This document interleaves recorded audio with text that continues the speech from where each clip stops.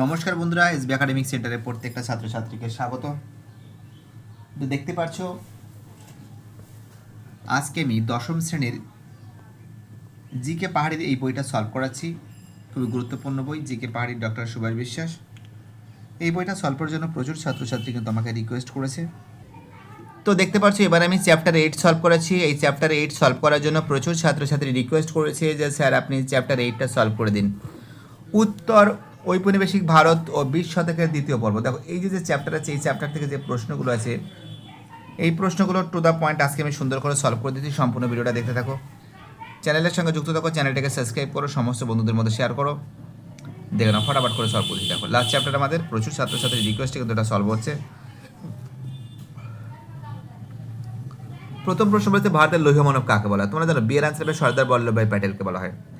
ভারতের লৌহ মানব কাকে বলা হয়? ভারতের লৌহ মানব বলা হয় সর্দার বল্লভভাই প্যাটেলকে। অ্যাকচুয়ালি তোমরা জানো যে সর্দার বল্লভভাই প্যাটেলের যে দৃঢ় মানবিকতা, সমস্ত দেশীয় রাজ্যগুলো যখন আলাদা আলাদা হয়ে যাচ্ছিল, সমস্ত দেশীয় রাজ্যগুলোকে একত্রিত করতে সর্দার বল্লভভাই প্যাটেল যেভাবে দৃঢ় মানসিকতা নিয়েছে, কি বলবো, আর বলার কোনো নেই, ভাষা নেই। সর্দার বল্লভভাই প্যাটেল। দুই প্রশ্ন, ট্রেন টু পাকিস্তান কার লেখা? দেখো ট্রেন টু পাকিস্তান লিখেছে কিন্তু খুশবন্ত সিং। খুব ইম্পর্টেন্ট কোশ্চেন কিন্তু। ট্রেন টু পাকিস্তান কার লেখা? তোমরা জানো ট্রেন টু পাকিস্তান লেখা কিন্তু খুশবন্ত সিং এর লেখা। খুব important question. Train to Pakistan কার লেখা? অ্যান্সার হবে খুশবন্ত সিং এর লেখা। চলো আমাদের পরের প্রশ্ন, নেক্সট কোশ্চেন কি বলেছে? নেক্সট কোশ্চেন বলেছে 3 প্রশ্ন, যে দেশীয় রাজ্যটি গণভোটের মাধ্যমে ভারতীয় ইউনিয়নের অন্তর্ভুক্ত হয়? অ্যান্সার হবে শ্রীলঙ্কার জুনাগড়।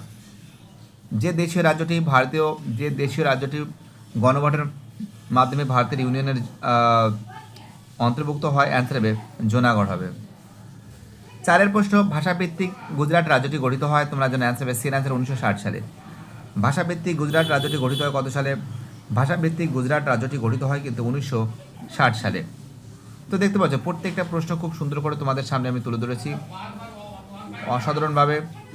এটা কিন্তু সর্দার বল্লভভাই প্যাটেল, খুশবন্ত সিং, জুনাগড়।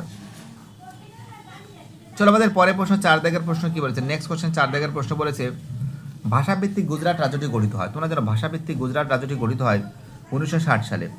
ভাষাভিত্তিক গুজরাট রাজ্যটি গঠিত হয় কত সালে? ভাষাভিত্তিক গুজরাট রাজ্যটি গঠিত হয় 1960 সালে। তো যাই হোক, এটা হয়ে গেছে। এবার আমি তোমাদের যে প্রশ্নগুলো সলভ করাতে সেগুলো সম্পূর্ণরূপে ভিডিওটা দেখতে থাকো। ভয়ের কোনো কারণ নেই, এসবি একাডেমিক সেন্টার তোমাদের সঙ্গে থাকবে বাবা, ভয়ের কোনো কারণ নেই। আমি তো কথা দিচ্ছি, টেনশন নিতে হবে না, আমি আছি তোমাদের সাথে। তো দেখো এবার আমি যে প্রশ্নটা তোমাদের সলভ করে দিতে যাচ্ছি, আমাদের নেক্সট কোশ্চেন 1 প্রশ্ন কি বলেছে? ভারতের স্বাধীনতা আইন কবে পাশ হয়? তোমরা জানো ভারতের স্বাধীনতা আইন পাশ হয় কিন্তু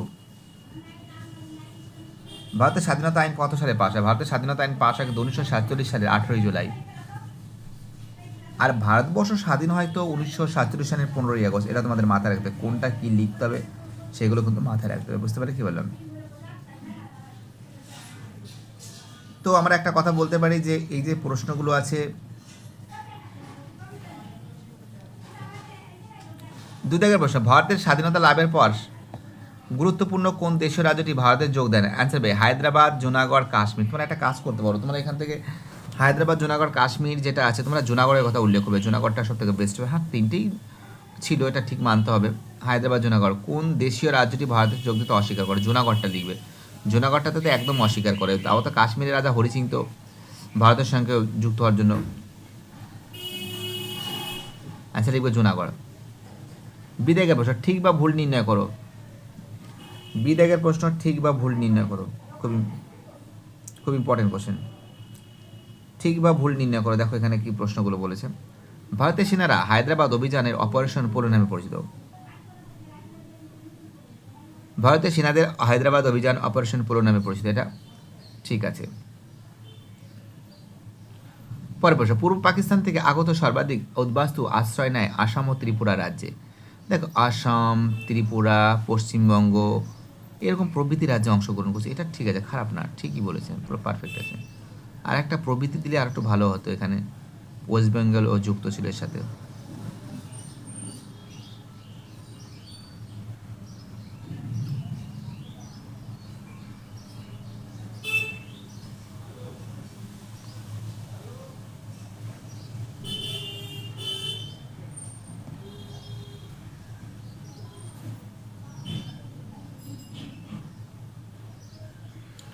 চলো আমাদের পরের প্রশ্ন বলেছে যে হরি সিং ছিলেন কাশ্মীরের রাজা, মেহের চাঁদ ছিলেন, মহাজন ছিলেন কাশ্মীরের প্রধানমন্ত্রী, শেখ আবদুল্লাহ ছিল ন্যাশনাল কনফারেন্সের নেতা, ওসমান আলী খান ছিলেন হায়দ্রাবাদের নিজাম। ওসমান আলী খান হায়দ্রাবাদের নিজাম।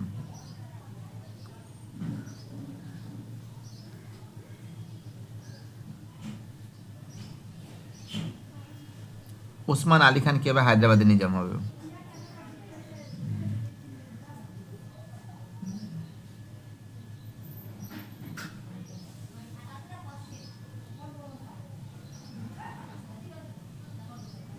দেখতে পাচ্ছ খুব সুন্দর করে সলভ করে দিয়েছি তোমাদের সামনে।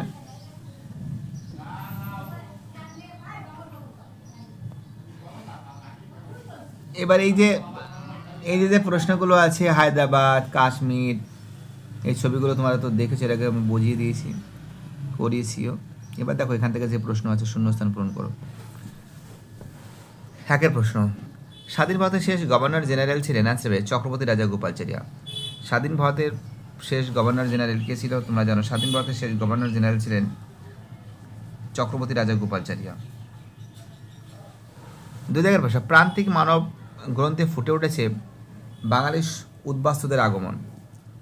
প্রান্তিক মানব গ্রন্থে ফুটে উঠেছে বাঙালি উদ্বাস্তুদের আগমন। 3 জায়গার প্রশ্ন, ট্রেন টু পাকিস্তান গ্রন্থটি লিখেছেন আনসার খুশবন্ত সিং। স্বাধীন ভারতের শেষ গভর্নর জেনারেল ছিলেন চক্রবর্তী রাজা গোপালচারিয়া। প্রান্তিক মানব গ্রন্থে ফুটে উঠেছে বাঙালিদের উদ্বাস্তুদের আগমন। 3 জায়গা, ট্রেন টু পাকিস্তান গ্রন্থটি লিখেছেন খুশবন্ত সিং। কে লিখেছেন? খুশবন্ত সিং। 4 প্রশ্ন, রাজ্য পুনর্গঠন আইন পাশ হয় কত সালে? 1956 সালে। তোমরা জানো রাজ্য পুনর্গঠন আইন পাশ হয় কত সালে? 1956 সালে। খুব ইম্পর্টেন্ট কোশ্চেন, প্রত্যেকটা প্রশ্ন ইম্পর্টেন্ট, প্রত্যেকটা প্রশ্ন ভাইটাল, প্রত্যেকটা প্রশ্ন খতরনাক ভাইটাল। দেখো এবার এখান থেকে যে প্রশ্নগুলো আছে এই প্রশ্নগুলো তোমাদের সলভ করে দিচ্ছি। নিম্নলিখিত বিবৃতিগুলির সঙ্গে সঠিক ব্যাখ্যাটি নির্বাচন করো। 1947 খ্রিস্টাব্দে ভারত ভাগ হয়, ব্যাখ্যা একা ক হবে। এই ঘটনায় ব্রিটিশদের চক্রান্ত ছাড়া অন্য কিছু নয়। 2 দেখে, দেশের রাজ্যগুলি ভারতভুক্তি ভারতের স্বার্থে প্রয়োজন ছিল খয়ের আচার, ভারতের রাজনৈতিক অনৈক্য ও অনিশ্চয়তার হাত থেকে রেহাই পাওয়ায়। এটা কয়ের অ্যান্সার হবে, এটা খয়ের অ্যান্সার হবে। এবার দেখো এখান থেকে যে প্রশ্নগুলো আছে, দেখো এই প্রশ্নগুলো তোমাদের আমি সব দেখিয়ে দিচ্ছি ফটাফট করে। এখানে যেমন বলেছে দেশের রাজ্য ভারতভুক্তি দলিল বলতে কী বোঝো? 1950 সালে নেহরু লিয়াকত চুক্তি, রাজ্য পুনর্গঠন কমিশন, পত্তি শ্রীমাল্লু, সর্দার বল্লভভাই প্যাটেল। ঠিক আছে। ও আর একটা কথা বলছে, ম্যাপ পয়েন্টিংটা একটু দেখে নাও। দেখেছো কাশ্মীর, এগুলো তো আছে, এগুলো জানো তুমি। হায়দ্রাবাদ ইম্পর্টেন্ট আছে, জম্মু কাশ্মীর ইম্পর্টেন্ট আছে, এটা দেয়, পরীক্ষা দেয়। ঠিক আছে, কাশ্মীর, জুনাগড়, এগুলো ভালো করে দেখে যাবে। ঠিক আছে। যে প্রশ্নগুলো আছে দেশীয় রাজ্যগুলি ভারতভুক্তি দলিল কি? ভুক্তি দলিলটা দেখে নাও, দেখুন অ্যান্সারগুলো দেখুন। জাস্ট ভিডিওটা অনেকটা বড় হয়েছে, জাস্ট আমি অ্যান্সারগুলো দেখাচ্ছি। ঠিক আছে, পারলে একটা স্ক্রিনশট মারতে পারো। নেহরু লিয়াকত চুক্তি দেখো 1950, দেখো না অ্যান্সারটা দেখে নাও। নেহরু লিয়াকত চুক্তি 1950, দেখতে পারছো? সুন্দর করে তোমাদের সামনে কিন্তু তুলে ধরেছে নেহরু লিয়াকত চুক্তি। ওকে, দেখেছো? আরেকবার দেখো না নেহরু লিয়াকত চুক্তি। তারপরে দেখো রাজ্য পুনর্গঠন কমিশনটা, দেখো রাজ্য পুনর্গঠন কমিশনটা দেখতে পাচ্ছ।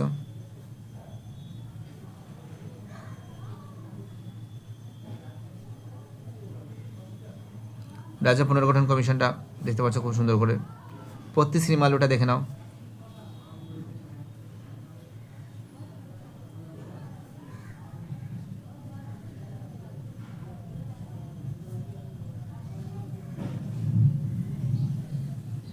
দেখেছো পত্তি শ্রীমাল্লু, ভারতের লৌহ মানব সর্দার বল্লভভাই প্যাটেলকে বলা হয়।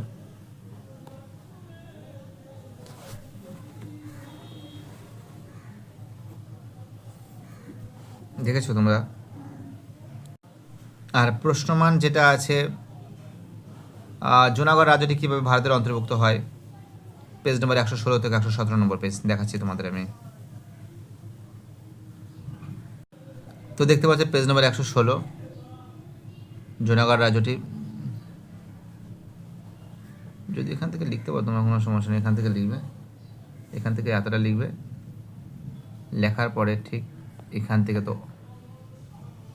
1 সেকেন্ড, এরপরে তোমরা লিখবে, এরপরে লিখবে 117 নম্বর পেজে এখান থেকে শুরু করে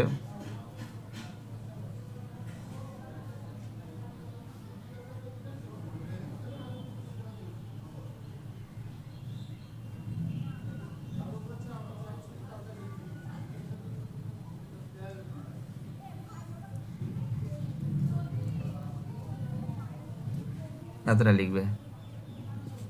চলো আমাদের পরের প্রশ্ন কি বলেছে।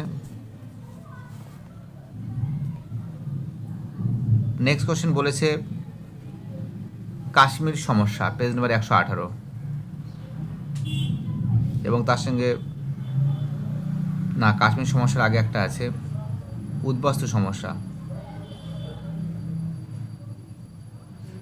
সমাধান, এটাও পেজ নাম্বার 120, উদ্বাস্তু সমস্যার সমাধান।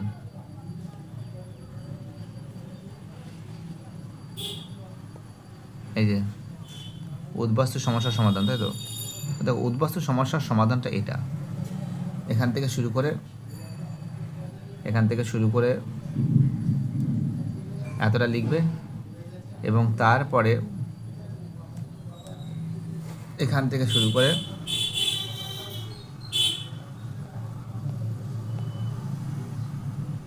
এতটা লিখবে, এবং তারপরে একটা কোশ্চেন দেখেছিলাম 3 দাগের প্রশ্ন ছিল কাশ্মীর সমস্যা। দেখো কাশ্মীর সমস্যাটা তোমাদের দেখিয়ে দিচ্ছি, কাশ্মীর সমস্যা 3 দাগের প্রশ্নটা ছিল, এই যে কাশ্মীর সমস্যা পেজ নাম্বার 118 নম্বর পেজ, দেখেছো? কাশ্মীর সমস্যা পেজ নাম্বার 118 নম্বর পেজ, কাশ্মীর সমস্যা দেখো না, পেজ নাম্বার 118 নম্বর পেজ। এখান থেকে লিখবে একটু কাটছাট করে নেবে, ঠিক আছে? কী করবে বলো, একটু বড় তো আছে, আমি মানছি, এতটা লিখবে কাশ্মীর সমস্যা, ঠিক আছে? এবং তোমাদের আর একটা প্রশ্ন বাকি আছে, সেটা তোমাদের তুলে ধরছি তোমাদের সামনে। আর একটা প্রশ্ন বলেছে যে, এই যে 4-এর প্রশ্ন, যে সংক্ষিপ্ত টিকা লেখো দেশ বিভাগ ও উদ্বাস্তু সমস্যা, পেজ নাম্বার 120, এটা পেজ নাম্বার 120 লিখবে, একটা 21 দরকার নেই, 120তেই রয়েছে উদ্বাস্তু সমস্যা। তো দেখাচ্ছি এক সেকেন্ড, এই যে উদ্বাস্তু সমস্যা, এই যে দেখো, এখান থেকে লিখবে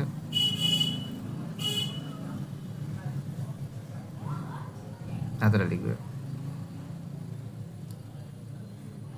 এবং উদ্বাস্তু সমস্যা সম্পর্কে বিতর্কটা লিখতে পারো, একটু বিতর্কটা ইম্পর্টেন্স, এখান থেকে শুরু করে